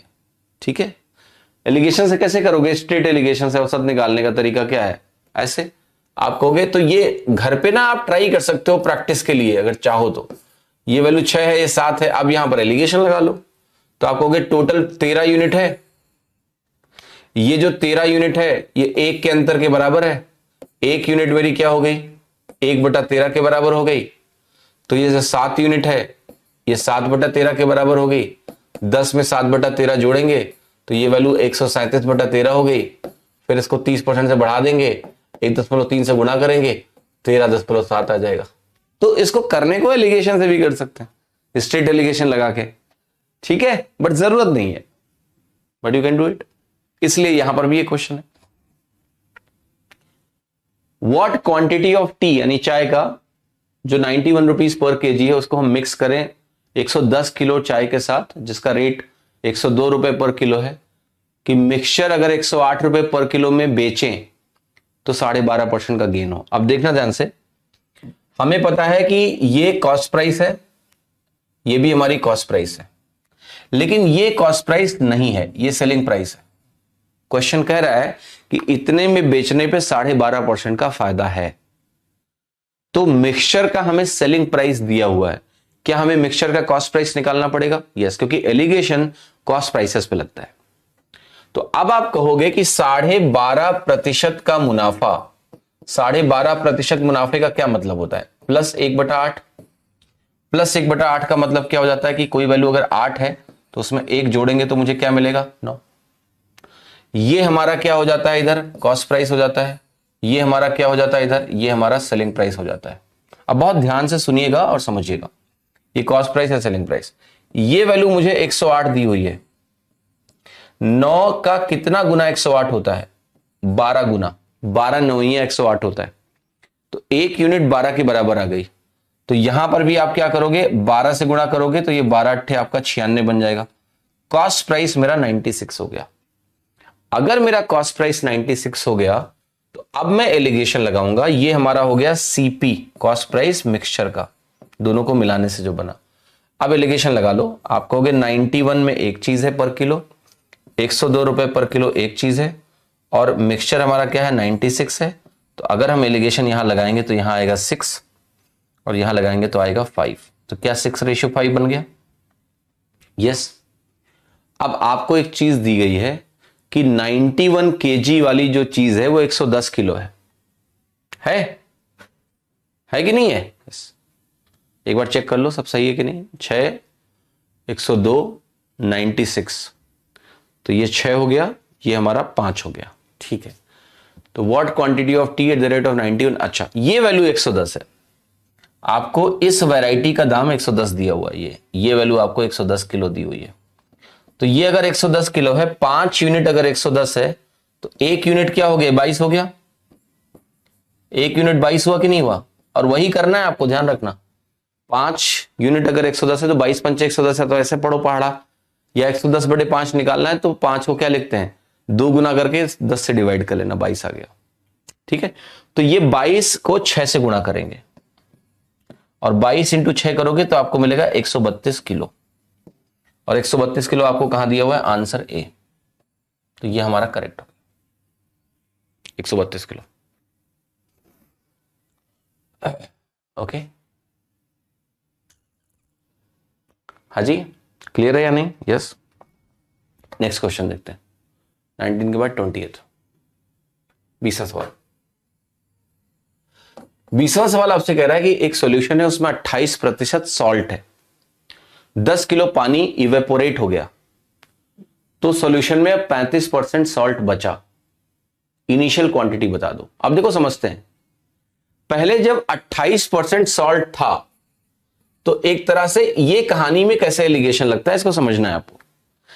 पहले मेरे पास एक मिक्सचर था, उसमें से कुछ निकला तो ये बचा। तो ऐसे समझते हैं कि पहले जो था वो मिक्सचर था, वो 2 चीजों से बना हुआ था, एक जो इवेपोरेट हो गया, एक जो नहीं हुआ। तो जो इवेपोरेट होने के बाद वाली कहानी है वो 35% है। तो हम मान लेते हैं कि नॉन इवेपोरेटेड सिचुएशन में, मतलब जब इवेपोरेशन हो गया तो सॉल्ट 35% बचा, तो हम मान लेते हैं कि ये उसका एक कंपोनेंट है, और एक कंपोनेंट में क्या हो गया? इवेपोरेट हो गया। अच्छा, ये जो प्रोसेस होता है इवेपोरेशन का, सॉल्ट इवेपोरेट नहीं होता है, पानी इवेपोरेट होता है। तो जो इवेपोरेट हुआ वो क्या था? वाटर था। क्या उसमें कोई सॉल्ट था? नहीं। ये हम सॉल्ट परसेंटेज लिख रहे हैं तो हम कहेंगे 0% है। आपको यह समझना है कि इन दोनों को मिलाने से ये था शुरू में। That's how we can apply alligation. एक पानी था जो इवेपोरेट हुआ, एक जो सॉल्ट बचा, इन दोनों के मिलने से ये मिक्सचर मौजूद था। ओके, तो ये जो वैल्यू है आपकी, ये वैल्यू आपकी है 28, ये जो वैल्यू आपकी है ये है 7, तो ये वैल्यू है 28:7। यानी इसको हम फिर से अगर सिंप्लीफाई करें तो हम काटेंगे तो 7 एक बार जाएगा, यहां 7 4 बार जाएगा, तो वैल्यू हो गई आपकी 1:4। सॉल्यूशन की इनिशियल क्वांटिटी कह रहा है कितनी है, ये बता दो। सॉल्यूशन की इनिशियल क्वांटिटी ये है, शुरू में हमारे पास ये मौजूद था, ये मतलब इनका टोटल। अब एक चीज समझना, 10 किलो सॉल्ट इवेपोरेट हो गया है, तो ये इवेपोरेट हो गया है, तो ये 10 किलो के बराबर है। इनिशियली टोटल 5 यूनिट था मेरे पास, तो मेरे पास शुरू में कितना था? 50 किलो था। अगर इस सवाल को आपको एलिगेशन से करना है तो ऐसा है, लेकिन ऐसा जरूरी नहीं है, इसको आप ऐसे करो। दूसरा तरीका जो बताने जा रहा हूं ज्यादा आसान है। कैसे? Ratio simple. 28% सॉल्ट होने का क्या मतलब होता है? 28% सॉल्ट होने का मतलब है कि ये 28 सॉल्ट है, तो पानी कितना है आपके पास? पानी आपके पास 72 है, ठीक है। 10 किलो पानी इवेपोरेट हो गया तो अब 35% सॉल्ट बचा। इस बात को थोड़ा ध्यान से समझते हैं और बहुत आसानी से ये क्वेश्चन सॉल्व कर पाएंगे हम लोग। एक बात बताओ मुझे कि जो मेरा टोटल है सॉल्ट की क्वांटिटी वो बदल रही है क्या? सॉल्ट की क्वांटिटी नहीं बदल रही है, तो हम इसको परसेंटेज से भी कर सकते हैं। सवाल को रेशियो से हो जाएगा, ये सवाल ज्यादा आसानी से हो जाएगा, क्योंकि 35% की आप वैल्यू लिख लो। देखो कैसे मैं समझा रहा हूं आपको, ऐसे लिखो, ये मैं लिख रहा हूं 28% सॉल्ट है, तो ये हो गया आपका सॉल्ट और ये हो गया आपका वाटर। बहुत ध्यान से देखना, यहां पर जब 35% सॉल्ट है तो ये 35 हो गया और ये कितना हो गया? ये हो गया आपका 65। ठीक है, हो गया। अब एक बात मुझे बताओ जो मैं आपसे पूछना चाह रहा हूं थोड़ा सा, वो बात मैं ये पूछना चाह रहा हूं कि यहां से यहां आने में क्या नहीं बदला है? आप कहोगे सॉल्ट की मात्रा नहीं बदली है। क्या सॉल्ट की मात्रा बदली है? Right, that has not change, that is same. इसका सिंपल सा मतलब ये हुआ, दो तरीके से इसको समझ सकते हैं। अगर हम सिर्फ परसेंटेज के टर्म में देखें तो आप कहोगे इनिशियल जो भी वॉल्यूम है, मान लेते हैं एक्स है, तो एक्स का जो 28% होगा और बाद में जो वॉल्यूम है मान लेते हैं वाई है। इसको आप ऐसे रेशियो में भी मत लिखो, ऐसे लिखो, एक्स वॉल्यूम इनिशियल है, वाई वॉल्यूम बाद में है, तो 28% एक्स का सॉल्ट का क्वांटिटी हुआ और वहां 35% वाई सॉल्ट का क्वांटिटी हुआ, तो आपका जो एक्स बटे वाई है वो कितना हो जाएगा? 7 पचे 35, 7 चौके 28। तो ये कह रहा है कि बाद में जो वॉल्यूम है वाई वो 4 यूनिट है, शुरू में जो वॉल्यूम है वो 5 यूनिट है। इसका क्या मतलब हुआ?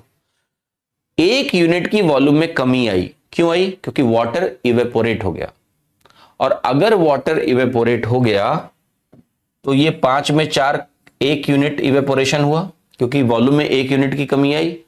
ये 1 यूनिट आपका 10 लीटर के बराबर है। अगर 1 यूनिट 10 के लीटर के बराबर तो एक्स इनिशियल वॉल्यूम है या नहीं है? यस। तो ये 5 लीटर जो आपका होगा ये 50 लीटर के बराबर होगा।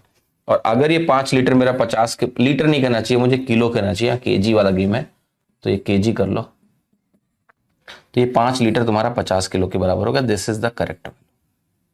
ठीक है, समझ में आया आपको?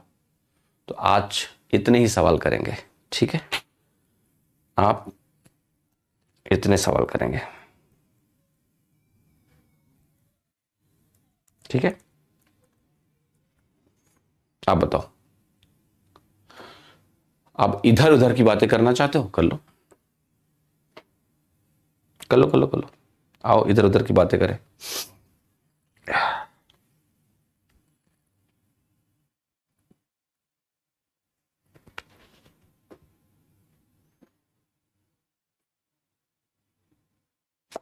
आओ इधर उधर की बातें कर लें हम लोग।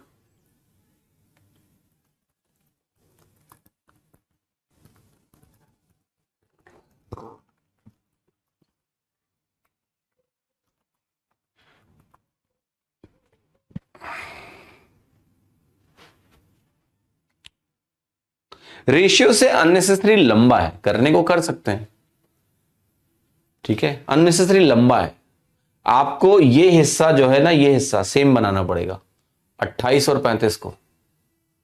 तो 28 और 35 को सेम बनाने के लिए आपको इसको 35 बटे 28 से गुणा करना पड़ेगा, तो फिर वाटर में कितना चेंज है वो निकाल सकते हैं। वो अननेसेसरी लंबा है।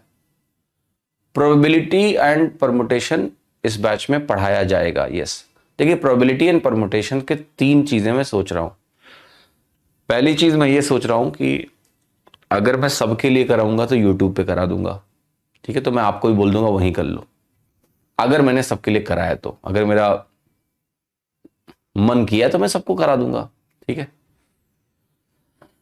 आपके लिए तो होना ही होना है, तो आप तो टेंशन लो ही मत। ज्यादा से ज्यादा यही होगा कि सबके लिए हो जाएगा, तो मैं बोलूंगा कि मैं देखो यूट्यूब पे करा रहा हूं, प्रोबेबिलिटी और स्टैटिस्टिक्स पहली बार इंक्लूड हुआ, तो आप भी वहीं पढ़ लो, क्योंकि मैं वहां भी पढ़ाऊंगा तो अच्छे से ही पढ़ाऊंगा, पॉसिबल। और अगर नहीं पढ़ाया बाहर तो तुम्हें तो मिलेगा ही, तुम चिंता मत करो, ठीक है। हाँ जी, ये मेंस के लिए सफिशिएंट है या फिर मेंस बैच अलग से लेना पड़ेगा? देखिए वो आपकी श्रद्धा है, आपकी चॉइस है। हम यहां हर टॉपिक को अच्छे से खत्म कर रहे हैं, ठीक है। That is how we call it special batch, we call it Arjuna batch. Comprehensive तरीके से होता है ये। प्री प्लस मेंस ऑलरेडी होता है कंटेंट पर्सपेक्टिव से अगर हम बात करें। मेंस का batch it's something like additional practice, okay. It's like giving some people continuity, giving them. कई लोग अपना कंटेंट सब खत्म करके बैठे हुए हैं, खाली हैं, ठीक है, पढ़ना है उनको, ओके। तो आओ पढ़ो, depends on your time. The batch is good, I am not saying the batch is bad, both has different purposes, okay. It's like कि 60 क्लास में हम पूरा कंटेंट रिवाइज कर रहे हैं उनका, एक तरह से कंटेंट रिवीजन हो गया, ठीक है। और कम टाइम में चीज़ें हो रही, 60 दिन में हो जाएगा पूरा उनका कंटेंट, ठीक है। हर टॉपिक में दो, जैसे परसेंटेज में 3 क्लास होनी है, ट्रिग्नोमेट्री में 5 क्लास होनी है, तो वहां कोई कॉन्सेप्ट नहीं पढ़ाया जा रहा है, वहां क्वेश्चंस कराए जा रहे हैं, क्वेश्चंस के थ्रू चीजें बताई जा रही हैं, ठीक है। तो वो आपकी कॉल है, आपकी इस स्टेज में क्या रिक्वायरमेंट है यहां। बाकी तो जब कॉम्प्रिहेंसिव बैच है तो इससे बढ़िया तो कुछ हो ही नहीं सकता है। Nothing can be better than the comprehensive maths, but it takes time to cover, है ना। डिटेल में पढ़ना पड़ता है इसको। वहां सवाल करा रहे हैं, सीधे क्वेश्चंस हो रहे हैं वहां पर, और क्वेश्चंस के थ्रू जो सिखाना है वो सिखा रहे हैं, ठीक है। क्लियर है? तो वो आप कॉल ले लो कि आपको उसकी नीड है या नहीं है। हाँ जी,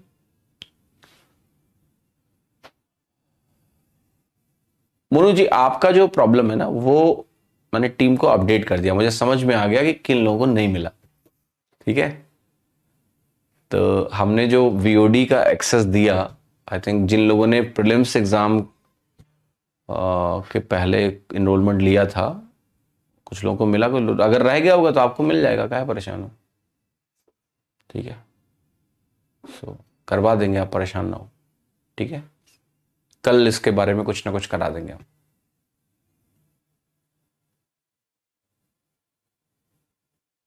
ओके, क्या हमें एसएससी जीडी का एग्जाम देना चाहिए? ये आपकी कॉल है, आप डिसाइड करो कि आपको देना है कि नहीं देना है। इसमें मैं कैसे बता सकता हूं आपको? हाँ जी, आदित्य जी, ठीक है, हाँ मिल जाएगा आपको, ठीक है। कल मैं ऑफिस जा रहा हूं तो वहीं करवा दूंगा बात करके। थोड़ा टाइम देना, तुरंत नहीं होगा, 24 घंटे लग जाएंगे अभी कल से, बट हो जाएगा। इतनी बैच पढ़ा के थकते नहीं, थकान तो लगती ही है, ऐसा नहीं कि थकान नहीं लगती है, बट कहते ना कि काम जरूरी है करना, तो सोचते नहीं है। जो करना है वो करना है, तो उसमें फिजिकली तो आप थकोगे ही, वो तो नेचुरल है, शरीर थकता है, बट मन नहीं थकता है। मन में जोश ऊर्जा रहती है हमेशा। हाँ,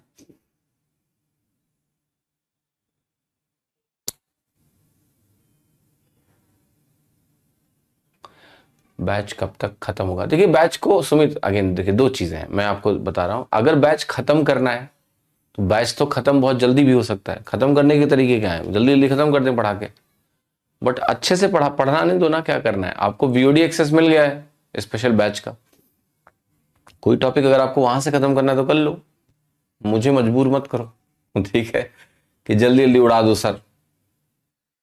हाँ जी, सो कोशिश कर रहे हैं, अच्छी अच्छी कोशिश कर रहे हैं, आप देख रहे हो, है ना। क्लास शुरू हो गई है, करेंगे, पढ़ेंगे। अब मेंस की एग्जैक्ट डेट क्या है ये भी नहीं पता हमको, अभी तो कुछ नहीं पता है ना। मार्च फर्स्ट वीक एक्सपेक्ट कर रहे हैं, तो हमारे पास अभी 2.5 महीने का टाइम है। हाँ जी, तो तब तक कोई मेजर टॉपिक नहीं बचेगा, है ना। आई थिंक हम एरिथमेटिक देखेंगे, कर लेंगे, ठीक है।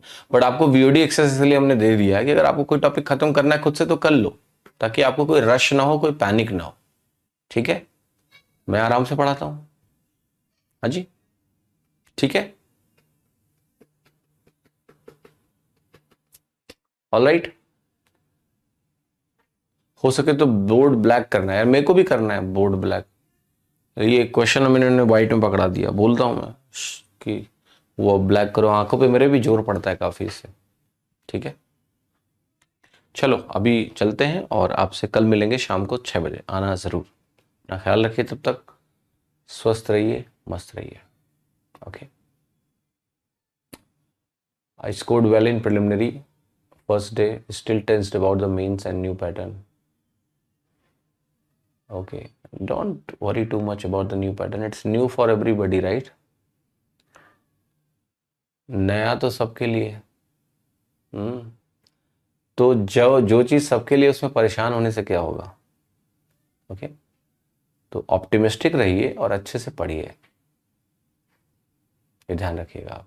ठीक है, बी ऑप्टिमिस्टिक और अच्छे से आप पढ़ाई करिए।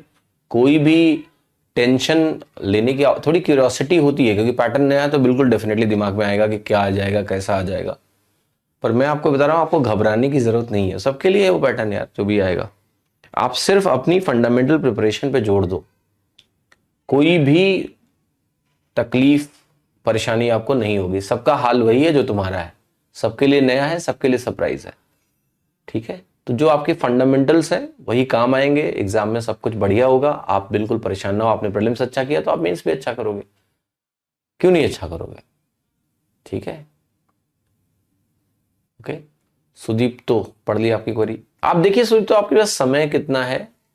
देखिए मैं आपको एक चीज बताता हूं, आपको मेंस के लिए सिर्फ मैथ्स नहीं पढ़ना है। ये बात आपको मालूम है कि नहीं मालूम? यस, सिर्फ मैथ्स पढ़ना है क्या? नहीं, सिर्फ मैथ्स नहीं पढ़ना है, 4 सब्जेक्ट हैं आपके। तो मेंस बैच मैं खुल के इसलिए नहीं रिकमेंड करूंगा आपको कभी, क्योंकि पर्सन टू पर्सन ये चीज वेरी करेगी। अगर आप मेंस बैच लोगे तो फिर आप मेंस ही फॉलो करोगे, ठीक से मेंस करो, फिर आप स्पेशल बैच को भी छोड़ दो। इसलिए छोड़ दो क्योंकि आप कितना मैथ्स पढ़ोगे, ये बताओ मुझे। बाकी सब्जेक्ट पढ़ना है कि नहीं पढ़ना है? पढ़ना है ना। तो you have to choose between the mains batch और दिस। दोनों नहीं कर पाओगे आप, या फिर आप सेलेक्टिव हो जाओ कि चलो इसको हम सेलेक्टिव देखेंगे, वीओडी मेरे पास आई है तो जो टॉपिक वीक है वो वीओडी से देखेंगे और फिर हम मेंस बैच पढ़ेंगे साथ में। तो टाइम भी देखना है, मैथ्स को इतना भी नहीं पढ़ लेना है आपकी बाकी विषय खराब हो जाए। मैथ्स 90 नंबर का है 390 में, वो तो एक फैक्ट आपको समझना है ना। तो मैथ्स का सिलेबस उतना ही हो, बात ठीक है, बट है तो 90 नंबर का। तो कहीं ना कहीं हम टाइम इसको इतना ज्यादा भी नहीं दे सकते हैं मैथ्स को कि आप दिन में 5 घंटे मैथ पढ़ रहे हो। ये वही आदमी करे जिसका बाकी विषय पूरी तरह से तैयार है, कुछ पढ़ना ही नहीं उसको कहीं और। ठीक है, तो ये पॉइंट आप समझो, है ना।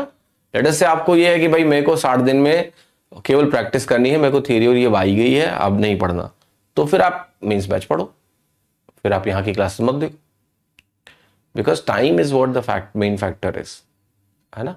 ठीक है, चलो अपना ख्याल रखिए, कल मिलते हैं।